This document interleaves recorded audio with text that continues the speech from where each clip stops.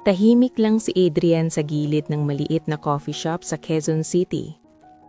Hawak ang basong halos malamig na ng kape na hindi pa rin niya nauubos. Hindi siya sanay sa ganitong lugar. Hindi rin siya sanay sa dami ng ingay at tawanan. Pero pinili niyang pumunta dahil naroon si Bianca. Sa kabila ng simple niyang suot na polo at maayos na slacks, bakas sa kilos niya ang pagiging maingat. Parang ayaw makaabala kahit kanino. Paulit-ulit niyang sinulyapan ang pinto. Hinihintay ang babaeng matagal na niyang hinahangaan. Si Bianca ay kabaliktaran niya. Palaging puno ng buhay, palangiti, at madaling mapansin kahit saan. Kilala siya sa barkada bilang madaldal, palabiro, at palaging sentro ng usapan. Sanay siyang lapitan, sanay siyang purihin, at sanay siyang piliin kung sino lang ang gusto niyang kausapin. Kaya noong una siyang nilapitan ni Adrian ilang linggo nang nakalipas, hindi niya ito gaanong binigyang pansin. Para sa kanya, isa lang itong tahimik na lalaki na mukhang mabait pero hindi kapanapanabik. Dumating si Bianca kasama ang dalawa niyang kaibigan. Halos mapuno ng ingay ang mesa nang umupo sila. Tawa dito, kwento doon. Plano kung saan pupunta sa weekend. Tahimik lang si Adrian, nakikinig. Paminsan-minsang ngumingiti kapag tinatanong. Hindi siya nakikisabay sa kwentuhan kung hindi naman siya kinakausap. Para sa kanya, sapat nang makita si Bianca. Sapat nang marinig ang boses nito kahit hindi siya ang sentro ng atensyon. May mga sandaling napapansin ni Bianca ang katahimikan ni Adrian. May kung anong kakaiba sa kanya. Hindi siya nagyayabang. Hindi rin nagyayaya ng kung ano-anong luho. Kapag nagkukwento siya, simple lang. Tungkol sa trabaho, sa mga bagay na natutunan niya sa buhay, sa halaga ng pagiging maayos sa kapwa. Walang pa-impress, walang paligoy-ligoy. Pero sa mata ni Bianca, parang kulang. Kulang sa tapang, kulang sa dating, kulang sa excitement. Sa bawat pagkikita nila, unti-hunting ipinapakita ni Adrian ang intensyon niya. Hindi direkta, hindi rin pilit. Isang mensahe sa umaga para mangamusta, isang tanong kung kumain na ba, isang alok na ihatid pa uwi kapag gabi na. Maliit na bagay para sa iba, pero para sa kanya, iyon na ang paraan niya ng pagpapakita ng paggalang at pag-aanaga. Hindi siya nanliligaw para magpasikat. Nanliligaw siya dahil seryoso siya. Isang hapon, habang naglalakad sila palabas ng opisina kung saan nagtatrabaho si Bianca bilang contractual staff, naglakas loob si Adrian. Hindi siya tumigil sa gitna ng kalsada. Hindi rin siya gumawa ng eksena. Tumabi lang siya at marahang nagsalita. Sinabi niyang gusto niya si Bianca, na hindi niya alam kung ano ang mangyayari, pero gusto niyang maging malinaw. Tahimik lang ang paligid noon, pero sa loob ni Adrian, parang ang lakas ng tibok ng puso niya. Ngumiti si Bianca, pero hindi iyon ngiting sagot. Ngiting sanay na siyang ibigay. Sinabi niyang magkaibigan lang muna, na marami pa siyang gustong unahin. Hindi siya naging masama, pero hindi rin siya naging malinaw. Tumanggo si Adrian, tinanggap ang sagot ng walang reklamo. Para sa kanya, sapat na ang pagiging tapat. Ang mangyayari pagkatapos, bahala na ang panahon.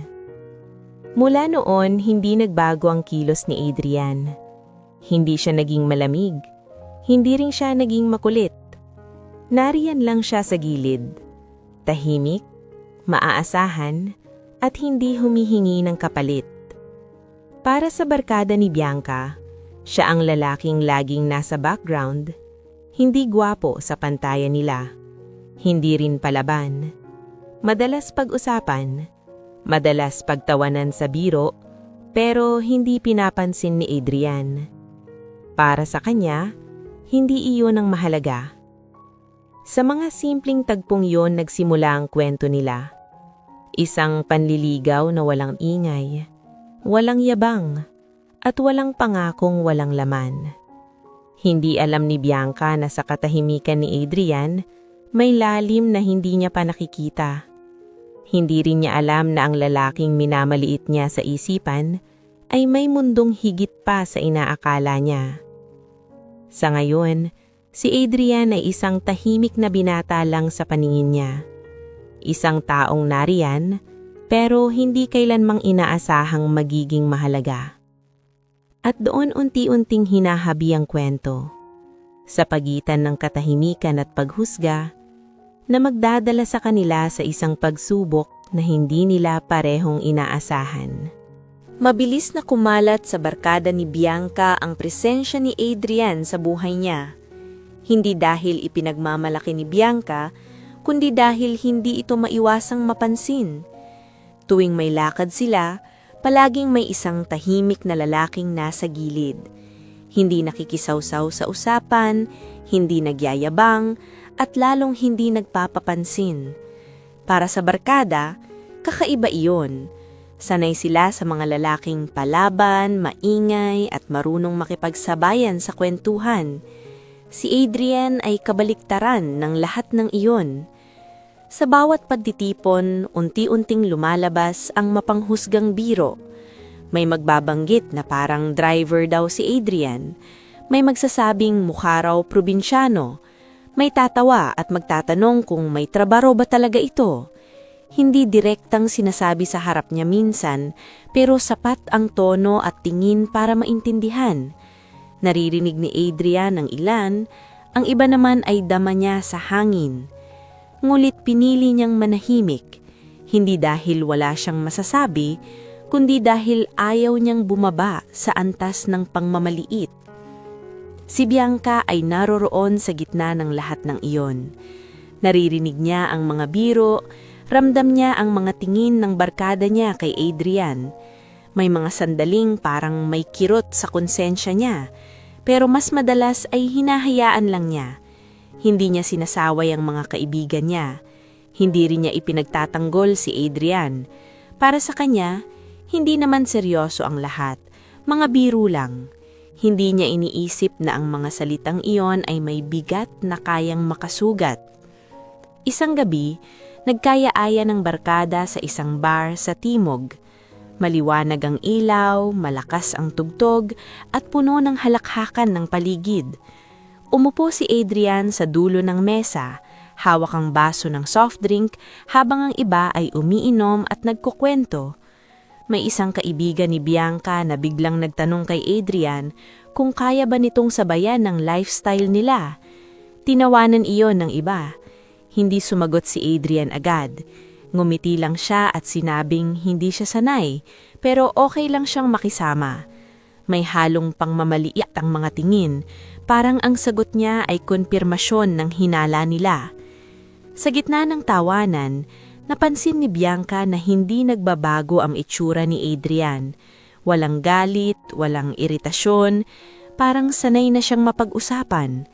Parang matagal na niyang tinanggap na ganito ang tingin ng iba sa kanya. Doon may kung anong gumalaw sa loob ni Bianca, pero mabilis din niyang binaliwala. Hindi niya gustong mag-isip ng malalim, mas madali ang sumabay sa ingay kaysa harapin ang katahimikan. Habang lumalalim ang gabi, mas lumalabas ang tapang ng barkada. May nagbiro na sayang lang daw ang oras ni Bianca sa lalaking walang future. May nagsabing marami pang mas bagay sa kanya. Hindi na iyon bulong, hindi na iyon pahadding, direkta na. Tahimik ang mesa sandali. Lahat ay napatingin kay Adrian, hinihintay ang magiging reaksyon niya. Ngunit tulad ng dati, tumango lang siya at nagpaalam na mauuna na siya. Walang eksena, walang sagutan, tumayo siya at umalis na parang walang nangyari. Naiwan si Bianca na nakatingin sa pintong nilabasan ni Adrian. May halo ng hiya at pagkalito ang naramdaman niya, pero natabunan iyon ng taway ang barkada. May nagkomento na buti na lang daw at marunong makiramdam ang lalaki. Tumawa si Bianca, pero hindi buo ang loob niya. May parte sa kanya na alam na may mali sa nangyari, pero mas pinili niyang huwag pansinin. Kinabukasan, nagpadala si Adrian ng simpleng mensahe. Nangangamusta lang. Walang binanggit tungkol sa nangyari, walang reklamo, walang sumbat. Lalong naguluhan si Bianca. Hindi niya alam kung mas madali bang harapin ang taong galit o ang taong tahimik na tinatanggap ang lahat. Sa katahimikan ni Adrian, mas lalong bumibigat ang konsensya niya kahit ayaw niyang aminin. Para sa barkada, nananatiling biro at aliwan si Adrian, isang lalaking madaling husgahan dahil hindi siya pasok sa pamantayan nila. Ngulit para kay Adrian, bawat tawa at biro ay tahimik niyang iniipon, hindi para maghiganti, kundi bilang paalala kung sino siya at hanggang saan ang kaya niyang tiisin. Sa bahaging ito ng kwento, lalong lumalalim ang agawat ng mundo nila ni Bianca, isang mundong puno ng ingay at paghusga, at isang mundong tahimik ngunit matatag. At hindi pa alam ni Bianca na ang katahimikan ni Adrian ay may dalang bigat na sa huli ay babalik sa kanya.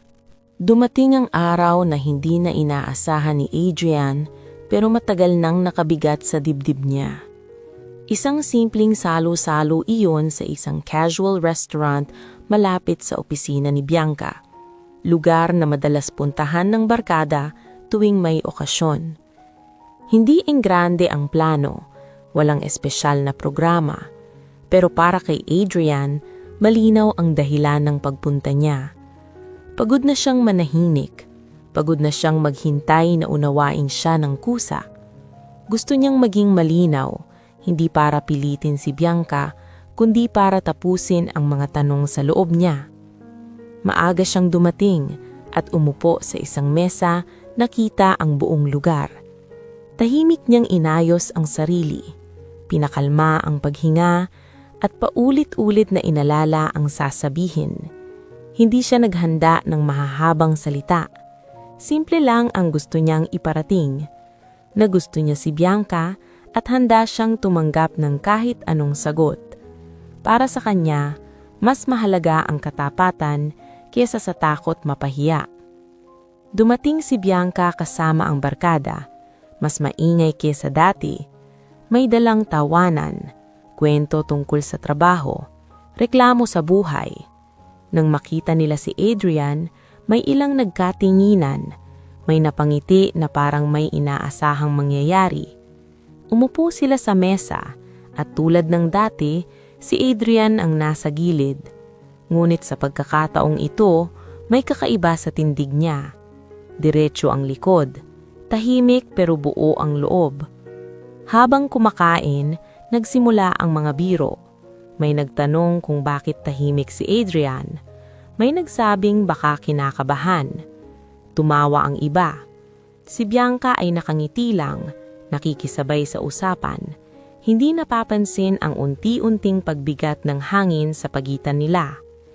Hanggang sa tumayo si Adrian, hindi siya sumigaw. Hindi siya nagpa-eksena, tumayo lang siya at hinintay na mapansin. Unti-unting tumahimik ang mesa. Lahat ng mata ay napunta sa kanya. Marahan siyang huminga at nagsalita sa tonong kalmado, halos pabulong pero malinaw. Sinabi niyang matagal na niyang gustong maging tapat, na hindi niya intensyong manggulo o magpabida, na gusto niya si Bianca at gusto niyang malaman kung may puwang ba siya sa buhay nito o wala. Walang paligoy-ligoy, walang pangako, walang drama, katotohanan lang. Saglit na katahimikan ang sumunod. May ilang napangiti na parang aliw na aliw. May naghihintay ng sagot na parang palabas. Si Bianca ay natigilan. Hindi niya inaasahan ang ganoong diretsong pag-aamin, lalo na sa harap ng barkada. Sa halip na kausapin siya ng mahinahon, pinili ni Bianca ang tawa.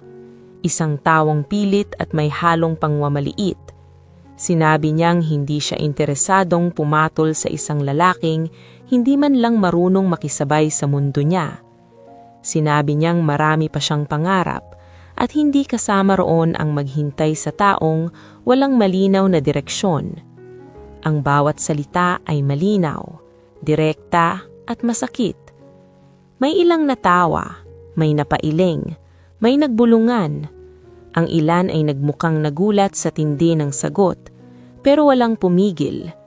Nakatayo pa rin si Adrian, nakatingin kay Bianca. Hindi siya umimik agad. Parang tinanggap ng buong katawan niya ang bigat ng sinabi. Hindi siya namutla, hindi rin siya umiyak. Tumango lang siya, dahan-dahan, na parang inaamin ang pagkatalo. Humingi siya ng paumanhin sa pagkaabala. Sinabi niyang iyon lang ang gusto niyang malinawan. Pagkatapos, kinuha niya ang bag niya at naglakad palayo. Walang lingon, walang reklamo.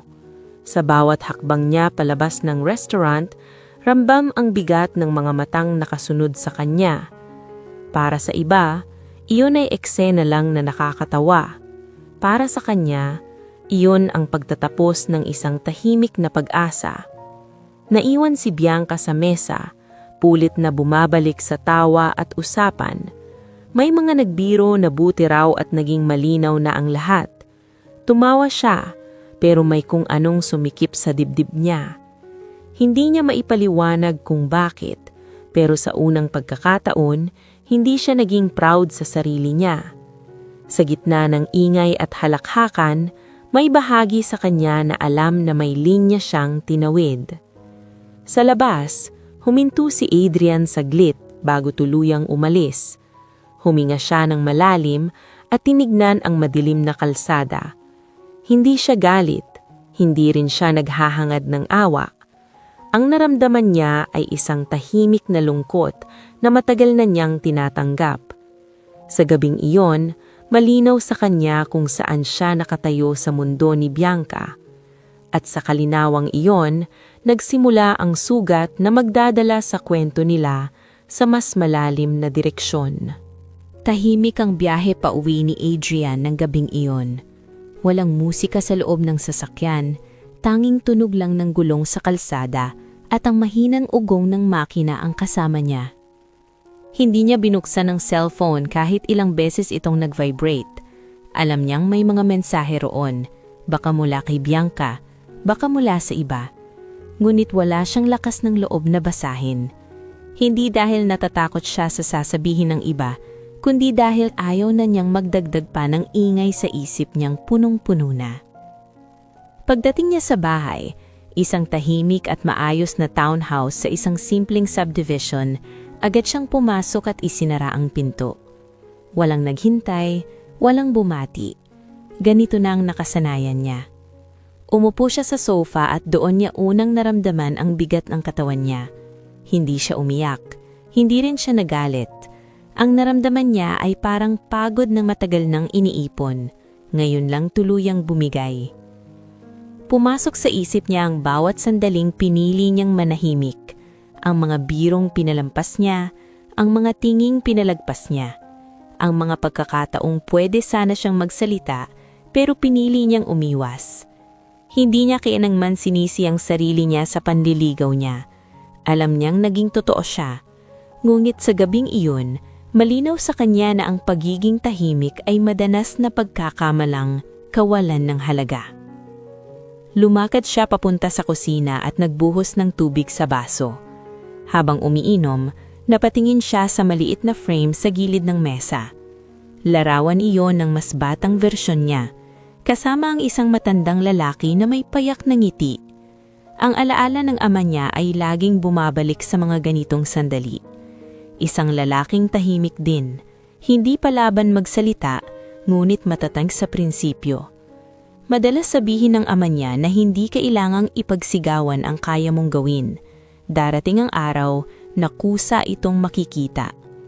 Doon siya natutong magpigil, natutong maghintay, natutong huwag ipilit ang sarili sa mundong hindi handang umunawa. Sa murang edad, nakita niya kung paano maliitin ang ama niya dahil sa simpleng anyo at pananalita, kahit na siya ang inaasahan ng marami. Ang mga aral na iyon ang dala niya hanggang sa pagtanda. Kaya nang pinahiya siya ni Bianca, masakit, oo, pero hindi na bago. Ang bago lamang ay ang bigat ng damdaming inisip niyang baka sa pagkakataong ito may magtatanggol man lang sa kanya. Humiga siya sa kama ng gabing iyon, nakatitig sa kisame. Hindi siya natulog agad, paulit-ulit na bumabalik sa isip niya ang mukha ni Bianca habang sinasabi ang mga salitang iyon. Hindi galit ang nakita niya, kundi hiya. Hiya na ipagtanggol ang isang taong hindi niya kayang ipaglaban sa harap ng iba. At doon niya naintindihan na hindi lang siya ang may sugat. May sugat din ang babaeng iyon, kahit hindi pa nito alam. Kinabukasan, maaga siyang gumising at pumasok sa trabaho tulad ng dati. Walang bakas nang nangyari sa kilos niya. Maayos ang suot, kalmado ang mukha, diretso ang lakad. Sa opisina, pinansin siya ng iilan, pero walang nagtanong. Para sa kanila, isa lang siyang empleyadong tahimik at maaasahan. At ayos lang iyon para kay Adrian. Mas komportable siya sa ganoong lugar, kung saan ang trabaho ang sukatan, hindi ang ingay o yabang. Sa buong maghapon, ibinuhos niya ang sarili sa gawain, mga papeles, mga desisyong kailangang paisipan, mga planong kailangang ayusin. Sa tuwing sumisilip sa isip niya ang nangyari, pinipigilan niya ito.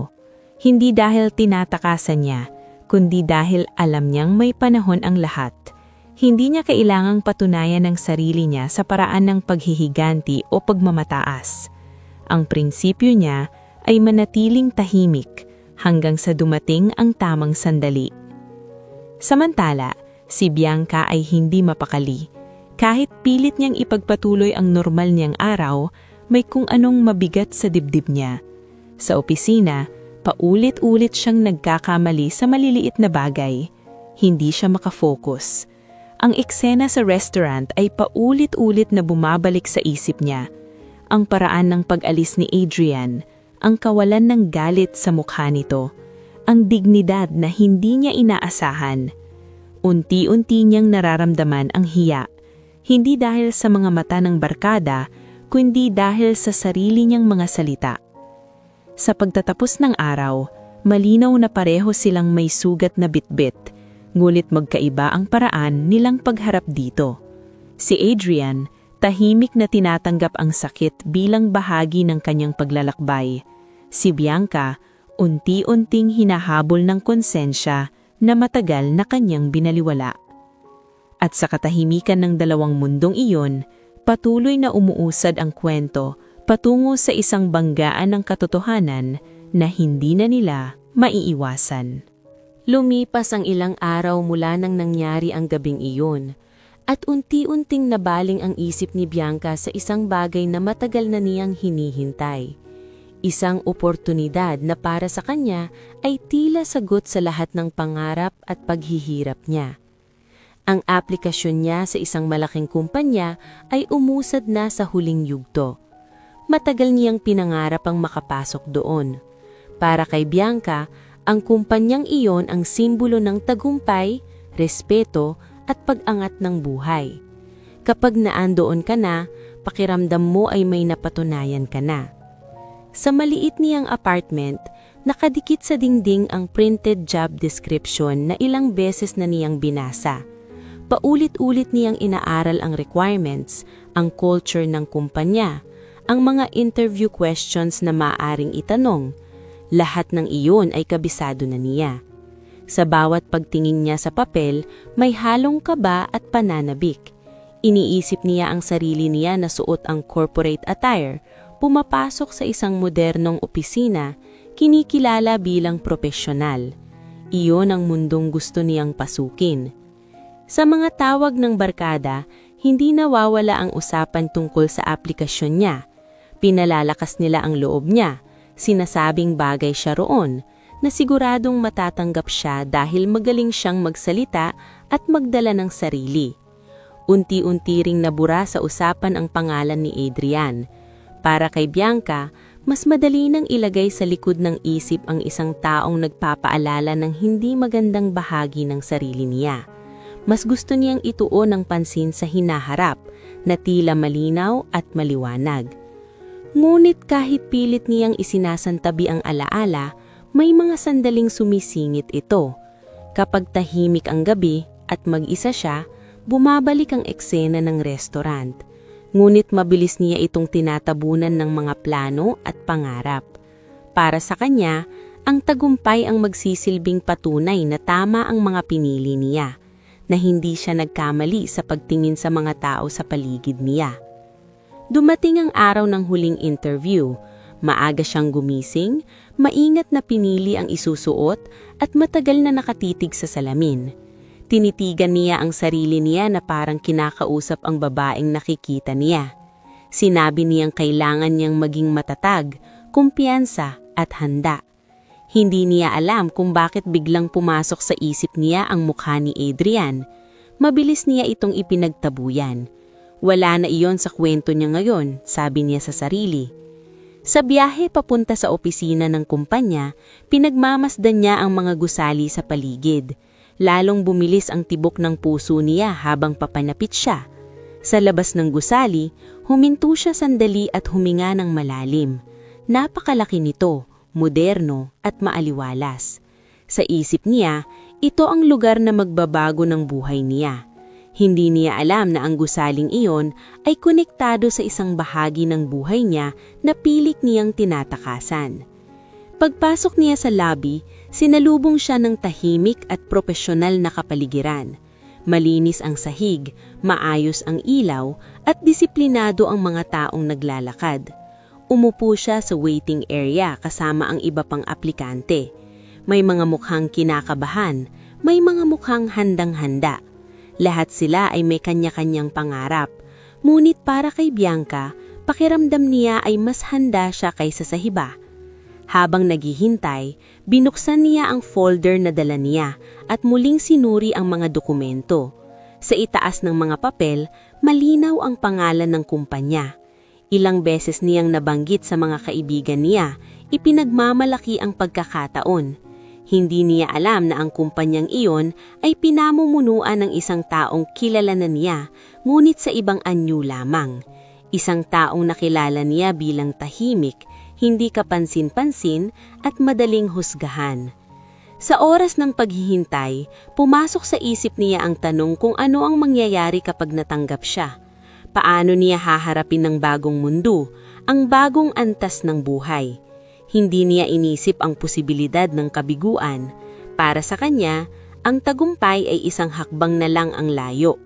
Hindi niya alam na sa likod ng katahimikan ng gusaling iyon, may isang katotohanan na naghihintay na unti-unting yayanigin sa lahat ng paniniwala niya. Sa parehong lungsod, abala rin si Adrian sa sarili niyang mundo. Tahimik, maayos at hindi nagbabago. Hindi niya alam na sa araw na iyon, ang landas nilang dalawa ay muling magtatagpo. Hindi bilang manliligaw at nililigawan, kundi bilang dalawang taong maghaharap sa isang katotohanan na maglalantad ng tunay na sukatan ng pagkatao. At sa pagtatagpong iyon, magsisimulang gumuho ang mga inaakala ni Bianca na matibay na pundasyon ng kanyang pangarap. Tahimik ang umaga sa loob ng gusali habang isa-isang tinatawag ang mga aplikante. Nakaupo si Bianca sa waiting area, tuwid ang likod, hawak ang folder na parang sandalan ng loob niya. Sa bawat pagbanggit ng pangalan, bahagyang tumataas ang kaba sa dibdib niya. Sinusubukan niyang magpakatatag, paulit-ulit na inuulit sa isip ang mga sagot na inihanda niya. Alam niya ang kakayahan niya, alam niya ang mga pinaghirapan niya. Para sa kanya, ito na ang sandaling magbubukas ng pinto patungo sa mundong matagal niyang pinapangarap. Tinawag ang pangalan niya. Tumayo siya at naglakad papasok sa conference room na may salamin ng mga dingding.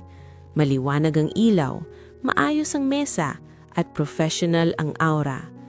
Nandoon ang dalawang interviewer, mahinahon ang mga ngiti, diretto ang mga tanong. Sinagot ni Bianca ang bawat isa ng may kumpiyansa. Ikinuwento niya ang karanasan niya sa trabaho, ang kakayahan niyang makisama, ang ambisyon niyang matuto at umangat. Maayos ang daloy, ramdam niyang maganda ang takbo ng usapan. Pagkatapos ng unang bahagi, may sandaling tumahimik ang silid. Sinabi ng isa sa mga interviewer na may huling bahagi pa ang interview. Isang maikling pagkikitahaw kasama ang senior leadership para sa final assessment. Bahagyang napangiti si Bianca. Para sa kanya, senyales iyon na pumapasa siya. Inayos niya ang sarili, huminga ng malalim at naghintay. Ilang minuto ang lumipas bago bumukas ang pinto. Pumasok ang isang lalaki na simple ang suot, maayos ang tindig at kalmado ang mukha. Sa unang tingin, parang pamilyar, ngulit hindi agad pumasok sa isip ni Bianca kung bakit. Umupo ang lalaki sa dulo ng mesa, tahimik na binuklat ang ilang papeles at tumingin sa kanya. Sa sandaling iyon, tila may malamig na dumaan sa batok ni Bianca. Unti-unting bumalik ang alaala, ang mga mata, ang tindig, ang katahimikan. Siya iyon, si Adrian. Nanlaki ang mata ni Bianca, ngunit mabilis niyang pinigil ang reaksyon. Inisip niyang baka nagkakamali siya, baka kapareho lang ng itsura. Ngunit nang magsalita ang isa sa mga interviewer at ipakilala ang lalaki bilang bahagi ng senior leadership na magbibigay ng huling desisyon, mas lalo siyang napatigil. Tahimik lang si Adrian, walang ngiti, walang galit. Professional ang itsura, parang ibang tao kaysa sa lalaking nakilala niya sa mga coffee shop at restaurant. Nagsimula ang huling bahagi ng interview. Tinatanong si Bianca tungkol sa values niya sa trabaho, kung paano siya humaharap sa pressure, at kung paano niya tinatrato ang mga taong nasa paligid niya. Sa bawat tanong, ramdam niya ang bigat. Ang mga salita'y dating madali niyang binibigkas, ngayon ay parang may hinihinging patunay. Sa tuwing titingin siya kay Adrian, hindi niya nabasa ang iniisip nito. Tahimik lang, nakikinig, paminsan-minsang tumatango. Habang sumasagot siya, unti-unting bumabalik ang alaala ng mga pangyayaring pilit niyang tinabunan, ang mga biro ng barkada, ang katahimikan ni Adrian sa bawat pagkakataon, ang gabing pinahiya niya ito sa harap ng lahat. Parang bawat sagot niya ngayon ay tinatapatan ng sariling konsensya. Sinubukan niyang maging kalmado, sinubukan niyang manatiling professional, ngulit ramdam niya ang paninginig sa loob. Sa isang tanong tungkol sa respeto at pakikitungo sa kapwa, bahagyang natigilan si Bianca. Nagsalita pa rin siya, sinabing mahalaga ang respeto at integridad sa anumang organisasyon. Habang sinasabi niya iyon, may kung anong bumigat sa dibdib niya. Alam niyang may pagitan ng sinasabi at mga ginawa niya noon. Hindi siya siningil ni Adrian ng tingin o salita, ngulit sapat na ang presensya nito para maramdaman niya ang agap. Natapos ang interview ng maayos sa papel. Nagpasalamat ang mga interviewer at sinabing ipapaalam na lang ang resulta. Tumayo si Bianca, bahagyang yumuko bilang paggalang at naglakad sa labas. Bago siya tuluyang lumabas, napatingin siya kay Adrian. Sandaling nagtagpo ang mga mata nila. Walang galit sa mga mata ng lalaki, walang panininsi, taming katahimikan na mas mabigat pa sa anumang salita.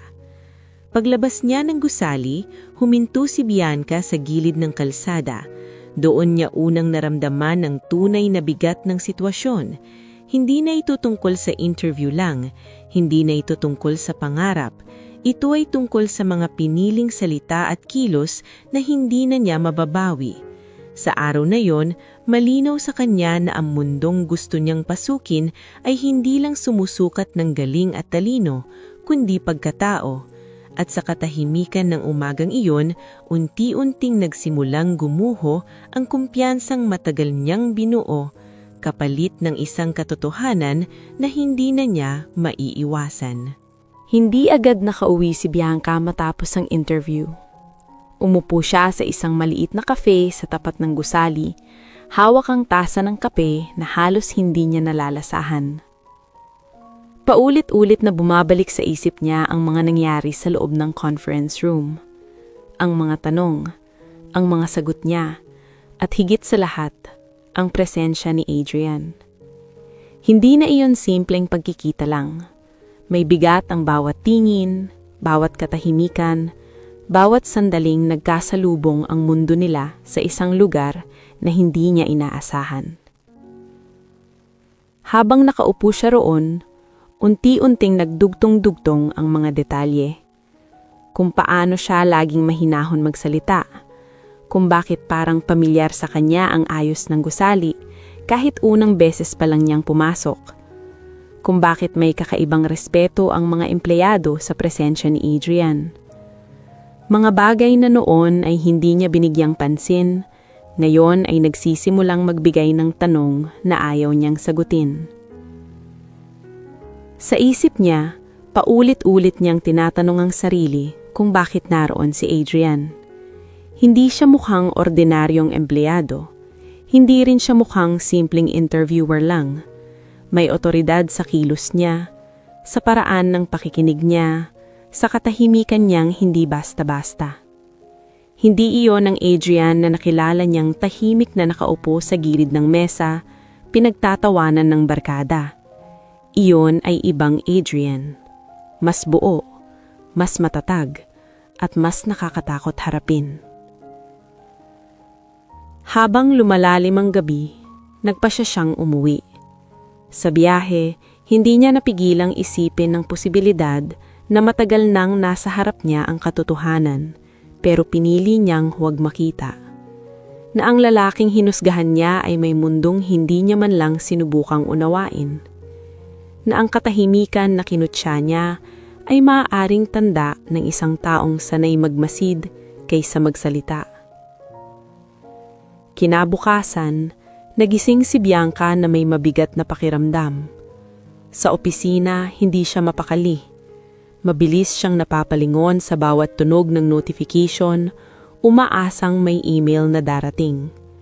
Ngunit kasabay nito ay may takot. Takot sa resulta. Takot sa posibilidad na ang mga ginawa niya noon ay may kapalit ngayon. Sa bawat oras na lumilipas, mas lalo niyang nararamdaman ang konsensya na matagal niyang tinulak sa likod ng isip. Samantala, si Adrian ay bumalik sa dati niyang ritmo. Maaga siyang pumasok sa opisina, tahimik na inayos ang mga dokumento, at nakipagpulong sa iilang tao na sanay na sa kanyang presensya. Walang nagbago sa hilos niya. Walang pahiwatig ng emosyon tungkol sa nangyaring interview. Para sa mga nakakakita sa kanya, isa lang itong normal na araw ng trabaho. Ngunit sa loob niya, malinaw ang lahat.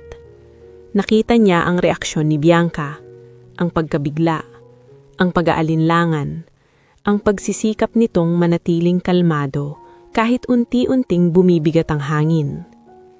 Hindi niya intensyon gulatin si Bianca, hindi rin niya sinadya ang pagkakataong iyon, ngunit naniniwala siya na may dahilan ang lahat. Kung hindi sila nagkita sa ganitong paraan, marahil ay mananatiling pareho ang tingin ni Bianca sa kanya.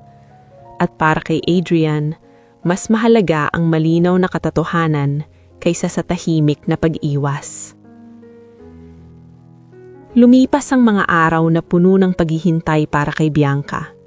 Sa bawat gabi, bumabalik sa isip niya ang mga salitang sinabi niya noon, ang mga tinging hindi niya sinuklay, ang katahimikang inakalang kahinaan. Unti-unti niyang napagtanto na ang mga desisyong ginawa niya ay hindi lang basta lumipas. May bakas ang bawat salita, may bigat ang bawat husga. Isang gabi habang nakaupo siya sa sala ng apartment niya, napatingin siya sa cellphone at nakita ang lumang mensahe ni Adrian. Simpleng pangangamusta, wala nang kasunod. Hindi niya ito sinagot noon. Gayon, parang gusto niyang magsalita, humingi ng tawad, magpaliwanag. Ngunit natigil siya. Hindi niya alam kung may karapatan pa siyang magsalita.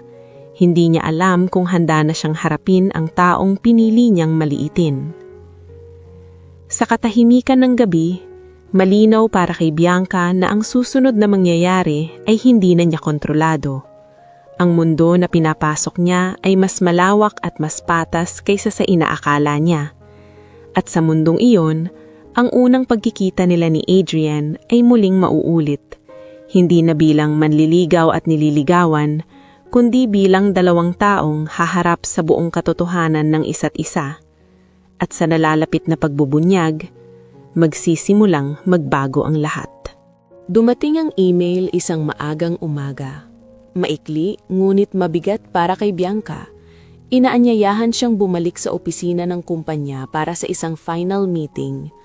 Walang detalye kung tungkol saan, walang pahiwatig kung pasado ba o hindi.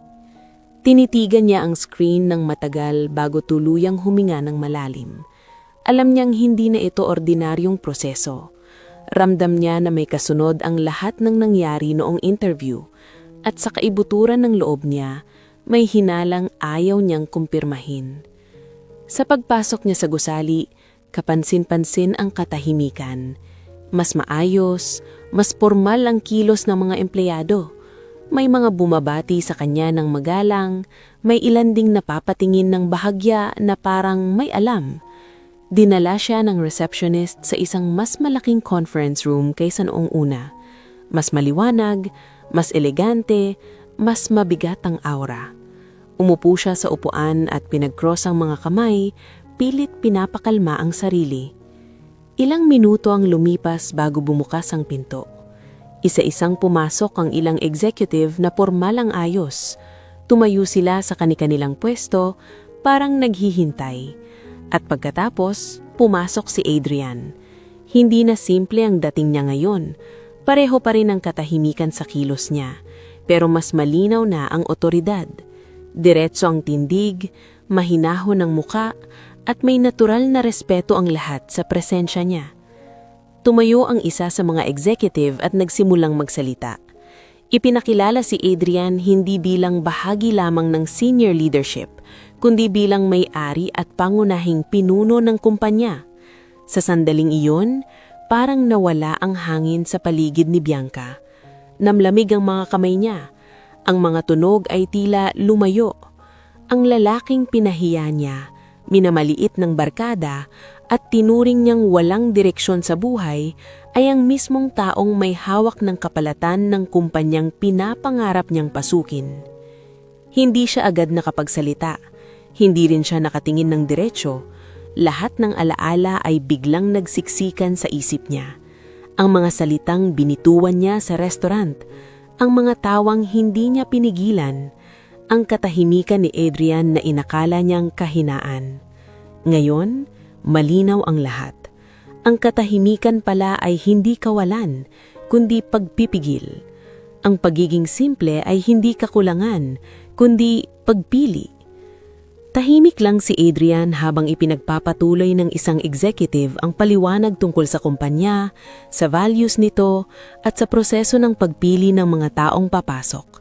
Hindi niya tinitigan si Bianca, hindi rin siya nagsalita agad. Hinayaan niyang magsalita ang katotohanan pamamagitan ng sitwasyon mismo. Para kay Bianca, mas masakit iyon kaysa sa anumang sermon o paninisi. Nang natapos ang paliwanag, humarap si Adrian sa kanya. Sa unang pagkakataon mula nang magkita sila muli, nagsalita siya ng direkta. Hindi mataas ang boses, hindi malamig, kalmado, malinaw at may bigat. Sinabi niyang ang kumpanya ay hindi lang naghahanap ng magaling sa trabaho, kundi ng may respeto sa kapwa. Na ang posisyon at kapangyarihan ay pansamantala, pero ang ugali ay palaging may bakas. Walang binanggit na pangalan, walang diretsyong pagsumbat, ngulit alam ni Bianca na para sa kanya iyon. Hindi na napigilan ni Bianca ang sarili. Tumayo siya at humingi ng paumanhin. Hindi ito ang grandeng eksena. Walang luha na may kasamang sigaw. Isa itong tahimik na pag-aamin ng pagkakamali. Inamin niyang naging mapanghusga siya, naging bulag sa katahimikan, at naging duwag sa harap ng barkada. Sinabi niyang hindi niya alam kung may karapatan pa siyang humingi ng tawad, pero gusto niyang maging totoo sa sandaling iyon. Tahimik ang silib habang nagsasalita siya. Walang humusga, walang sumingit. Nakatingin lang si Adrian, pinakikinggan ng bawat salita. Nang natapos ni Bianca, hindi siya agad sumagot. Saglit siyang huminga bago nagsalita muli. Sinabi niyang narinig niya ang paghihingi ng tawad, na ang pagpapatawad ay hindi laging agarang ibinibigay, ngunit mahalaga ang pagkilala sa pagkakamali. Hindi siya nagalit, ngunit hindi rin niya binura ang nangyari. Para sa kanya, ang katotohanan ay kailangang tanggapin ng buo. Sa pagtatapos ng meeting, sinabi sa kanya na ipapaalam ang pinal na desisyon sa tamang panahon. Walang pangako, walang garantiya. Lumabas si Bianca ng conference room na magaang at mabigat ang pakiramdam ng sabay. Magaang dahil sa wakas naging tapat siya. Mabigat dahil alam niyang may mga bagay na hindi na niya mababawi. Sa labas ng gusali, tumigil siya sandali at tumingalaw. Hindi na niya iniisip kung matatanggap siya o hindi. Ang mas malinaw sa kanya ngayon ay ang aral na hindi niya natutunan sa libro o interview. Ang pagtrato sa kapwa ay hindi nasusukat sa estado ng buhay, at ang lalaking minsan niyang pinahiya ay ang parehong lalaking nagturo sa kanya ng leksyon na hindi niya kailanman malilimutan. Mula ng araw na iyon, nagbago ang takbo ng mga araw ni Bianca. Hindi na siya bumabalik sa dating sigla at ingay ng barkada. Unti-unti niyang iniwasan ng mga tawanan at biruang dating kinagigiliwan niya. Sa bawat sandaling nag-iisa siya, bumibigat ang konsensya niya. Hindi dahil sa posibilidad na hindi siya matanggap sa kumpanya, kundi dahil sa malinaw na pagkakaunawa sa sarili niyang pagkakulang. Ang mga salitang binitiwan niya noon ay parang paulit-ulit na umaalingaw-ngaw sa isip niya. Mas malinaw ngayon kesa dati. Sa umaga, bumabangon siya na may pakiramdam na may kulang. Sa opisina, kahit abala ang lahat, pakiramdam niya ay nakahiwalay siya sa mundo. May mga sandaling napapatingin siya sa refleksyon niya sa salamin at tinatanong ang sarili kung iyon ba talaga ang taong gusto niyang maging. Ang babaeng mabilis humusga, mabilis tumawa sa kahinaan ng iba, at natatakot ipaglaban ng tama kapag nasa harap na ng barkada. Sa unang pagkakataon, hindi niya nagustuhan ang sagot na bumabalik sa kanya. Sinubukan niyang kausapin ng ilan sa mga kaibigan niya, hindi para magkwento, kundi para magmasid. Napansin niya kung paanong madali silang tumawa kapag may napag-uusapang tao. Napansin niya ang sarili niyang dating tono sa bawat biro, at doon niya lalong naramdaman ang hiya. Hindi niya sinisi ang barkada.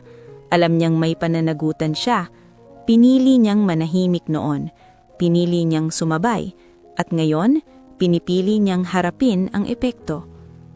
Sa gabi, madalas niyang balikan ang mga lumang mensahe sa cellphone. Ang simpleng pangangamusta ni Adrian, ang mga mensaheng hindi niya sinagot, hindi dahil sa wala siyang oras, kundi dahil mas madali noong umiwas kesa maging totoo.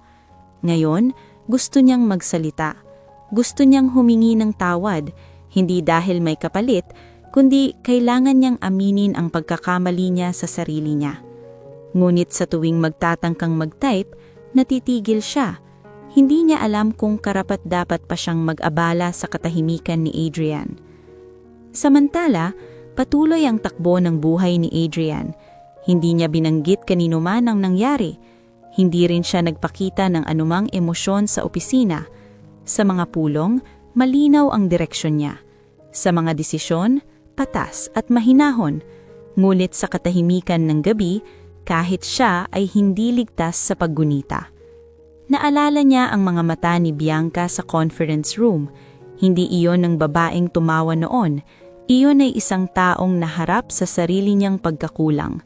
At sa kabila ng sakit na dinaanan niya, may bahagi sa kanya na umuunawa. Hindi niya hinangad na mapahiya si Bianca sa ganitong paraan. Hindi rin niya ginamit ang kapangyarihan para gumanti. Para sa kanya, sapat na ang katotohanan ng magsalita. Ngunit alam din niya na ang konsensya ay mabigat na parusa. Isang parusang hindi niya kontrolado, ngunit may kakayahang magbago ng tao kung haharapin ng tama. Isang gabi, Naglakas loob si Bianca na magsulat ng mahabang mensahe. Hindi ito panlilimos ng pagkakataon, isa itong malinaw na pag-aamin. Inilahad niya ang pagkakulang niya, ang hiya at ang pagnanais na maging mas maayos na tao. Hindi niya ito agad ipinadala. Binasa niya munang ng paulit-ulit, tiniyak na walang dahilan, walang palusot. Nang tuluyan niyang pindutin ng send, may kaba at ginhawa na sabay na pumasok sa dibdib niya. Hindi agad dumating ang sagot. Lumipas ang 1 araw, 2, 3, sa bawat oras ng paghihintay, mas malinaw sa kanya na ang mahalaga ay naging tapat siya. Kung may mangyari man na wala, tinanggap na niya ang posibleng resulta, at sa pagtanggap na iyon, unti-unting gumaan ang bigat na matagal niyang pasan. Sa pagtatakos ng linggo, nakatanggap siya ng maikling sagot mula kay Adrian. Walang mahahabang paliwanag, walang sermon. Isang simpleng pagkilala sa mensahe at pasasalamat sa pagiging tapat. Hindi iyon kapatawaran, hindi rin iyon pagtanggi. Isa lamang itong paalala na may mga bagay na kailangang dumaan sa panahon. Sa puntong iyon, malinaw para kay Bianca na ang pinakamahalagang pagbabago ay nagsisimula sa loob, hindi sa titulo, hindi sa trabaho, kundi sa paraan ng pagtingin at pagtrato sa kapwa. At sa bigat ng konsensya na minsan niyang tinarakbuhan, natutunan niya na ang tunay na pagsisisi ay hindi nakikita sa salita, kundi sa tahimik na pagbabago ng pagkatao. Dumating ang araw ng pinal na desisyon ng walang abiso at walang ingay.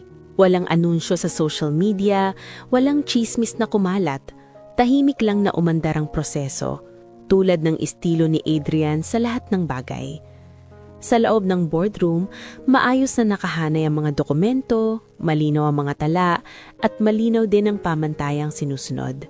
Hindi ito tungkol sa personal na damdamin, hindi rin ito tungkol sa kapangyarihan. Para kay Adrian, ang desisyon ay kailangang tumayo sa prinsipyong pinaninindigan ng kumpanya. Isa-isang tinalakay ang mga aplikante. Mga kwalifikasyon, karanasan, asal sa interview, at kakayahang makibagay sa kultura ng organisasyon. Nang dumatong ang pangalan ni Bianca, waling nagbago sa tono ng talakayan. Profesional ang usapan. May mga positibong puna tungkol sa galing niyang magsalita, sa kakayahan niyang mag-present ng sarili, at sa potensyal niyang matuto. Ngulit may bahagi rin na hindi maaaring ipagwalang bahala, ang usapin ng values. Ang paraan ng pakikitungo sa kapwa, ang integridad na hindi nasusukat sa resume. Tahimik na nakinig si Adrian habang nagsasalita ang iba. Hindi siya sumingit agad, hindi rin niya ipinagtanggol o sinira si Bianca. Hinayaan niyang magsalita ang mga ebidensya. Para sa kanya, iyon ang patas. Nang siya na ang magsalita, mahinahon ang boses niya. Sinabi niyang ang kumpanya ay naghahanap ng mga taong hindi lang mahusay sa trabaho, kundi may kakayahang magdala ng respeto sa loob at labas ng opisina. Na ang kultura ng organisasyon ay binubuo ng maliliit na kilos na araw-araw ginagawa at na ang posisyon ay hindi gantimpala kundi responsibilidad. Hindi niya binanggit ang personal na karanasan, hindi niya inilantad ang nakaraan, hindi rin niya ginamit ang kapangyarihan para magturo ng leksyon.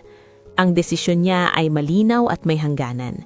Sinabi niyang hindi niya isasara ang pinto kay Bianca magpakailanman, ngunit sa pagkakataong ito, hindi pa iyon ang tamang hakbang. Hindi dahil sa galit, kundi dahil sa pangangailangan ng malinaw na pamantayan. Ang pagkakamali ay maaaring itama, ngunit ang tiwala ay kailangang patunayan sa paglipas ng panahon. Sa labas ng gusali, natanggap ni Bianca ang email na matagal niyang hinihintay. Maikli ang mensahe, diretso sa punto. Hindi siya napili sa kasalukuyang opening, ngulit hinihikayat siyang magpatuloy sa pagdevelop ng sarili at maaaring mag-apply muli sa hinaharap. Walang paligoy-ligoy, walang pangakong walang laman. Nang mabasa niya iyon, hindi siya umiyak. Hindi rin siya nagalit. Sa halip, may kakaibang katahimikan na bumaba sa dibdib niya. Umupo siya sa isang bangke sa parke at pinanood ang mga taong dumadaan. Doon niya napagtanto na ang desisyong iyon ay patas. Masakit, oo, ngunit patas. Hindi siya tinanggihan bilang tao, kundi hinamon na maging mas mabuting bersyon ng sarili niya. Sa unang pagkakataon, hindi niya sinisi ang iba, hindi niya sinisi ang sistema. Tinanggap niya ang desisyon bilang bunga ng mga pinili niya noon. Sa mga sumunod na araw, sinimulan ni Bianca ang tahimik na pagbabago. Hindi ito dramatic, walang malalaking pahayag. Sinimulan niya sa maliliit na bagay. Ang pakikinig ng hindi humuhusga, ang saway sa birong nakakasakit, ang paghihingi ng tawad kapag mali. Sa trabaho, mas naging maingat siya sa pakikitungo, mas naging bukas sa pagkatuto. Hindi para mapansin, kundi dahil gusto niyang magbago. Samantala, si Adrian ay nagpatuloy sa pamumuno ng walang ingay. Sa mga empleyado, malinaw ang mensahe. Ang respeto ay hindi hinihingi, kundi ipinapakita. Ang kapangyarihan ay hindi lisensya para manakit, kundi tungkulin para magtuwid. Hindi niya kailanmang ikinuwento ang personal na bahagi ng desisyon. Para sa kanya, sapat na ang resulta na nagtataguyod ng prinsipyo. Isang gabi, nakatanggap si Adrian ng update tungkol sa mga aplikante na hindi natanggap. Nakita niya ang pangalan ni Bianca sa listahan ng mga posibleng isama sa talent pool sa hinaharap. Tahimik siyang tumundok. Para sa kanya, iyon ang tamang balanse. Walang paghihigante, walang pabor, tanging malinaw na pamantayan. Sa puntong iyon, malinaw sa kanilang dalawa na ang kwento ay hindi nagtatapos sa isang desisyon. Ang desisyon ay simula ng pagbabago. Para kay Bianca, simula ng pananagutan at paglago. Para kay Adrian, pagpapatunay na ang prinsipyo ay mas mahalaga kaysa sa personal na sugat. At sa pagitan ng katahimikan at pagtitiyak, unti-unting hinahanda ang daan patungo sa huling yugto kung saan ang aral ay magiging ganap at malinaw. Lumipas ang mga buwan na walang balita tungkol sa isa't isa. Hindi na muling nag-cruise ang landas ni Bianca at Adrian sa paraang inaasahan ng marami. Walang bigla ang pagkikita. Walang dramatikong pagkakataon. Tahimik lang na umusad ang buhay, tulad mang paraan ng pagbabagong unti-unting nag-uugat sa loob ng tao. Para kay Bianca, ang panahong iyon ay naging yugto ng pagninilay at paghubog ng sarili, hindi dahil may naghihintay na gantimpala, kundi dahil natutunan niyang hindi sapat ang pangarap kung hindi ito sinasabayan ng tamang asal.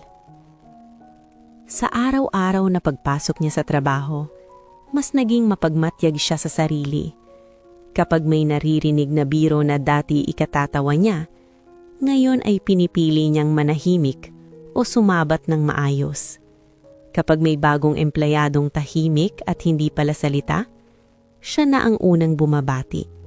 Hindi para magpakitang bait, kundi dahil naalala niya kung paanong maging nasa gilid ng usapan. Pinapanood lang, hinuhusgahan, nang hindi binibigyan ng pagkakataong magsalita. Ang mga simpleng pagbabagong iyon ang unti-unting nagbigay ng kapayapaan sa kanya. Hindi naging madali ang lahat. May mga gabi pa ring bumabalik ang hiya at panghihinayang. May mga sandaling iniisip niya kung paano kung iba ang naging sagot niya noon. Kung paano kung ipinagtanggol niya si Adrian sa harap ng barkada. Ngulit natutunan niyang hindi binubura ng pagsisisi ang nakaraan. Ang kaya lang niyang gawin ay siguraduhing hindi na niya uulitin ang parehong pagkakamali. At sa pagtanggap na iyon, natutunan niyang patawarin ang sarili. Si Adrian naman ay nanatiling tahimik sa mata ng marami. Ngulit malinaw ang epekto ng kanyang pamumuno sa loob ng kumpanya. Hindi siya naging alamat. Hindi rin siya ginawang halimbawa sa mga kwento ng tagumpay. Ngunit sa bawat desisyong patas at bawat salitang hindi kailangang ipagsigawan, unti-unting nabuo ang kultura ng respeto. Maraming empleyado ang hindi man alam ang buong kwento, ngunit ramdam nila ang bigat ng prinsipyo sa bawat hakbang ng pamumuno.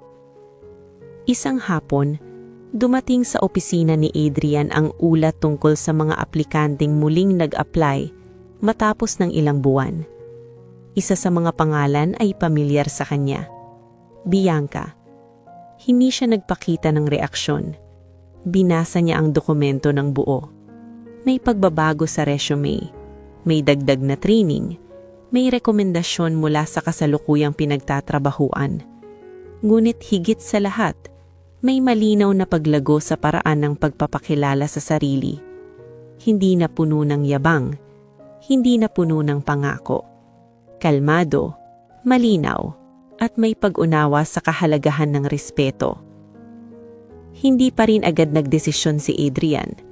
Para sa kanya, hindi iyon usapin ng pagbibigay ng pangalawang pagkakataon dahil sa nakaraan. Ito ay usapin ng pagtingin kung ang pagbabago ay tunay at hindi lamang bunga ng pangangailangan. Inendorso niya ang aplikasyon para dumaan sa tamang proseso. Tunad ng iba, walang spesyal na trato, walang shortcut. Kung may lugar si Bianca sa kumpanya, iyon ay dahil karapat-dapat siya, hindi dahil sa kwento nila. Sa labas ng opisina, patuloy na namuhay si Bianca ng simple. Hindi na siya umaasa sa posibilidad. Natutunan niyang ang tagumpay ay hindi palaging agad dumarating.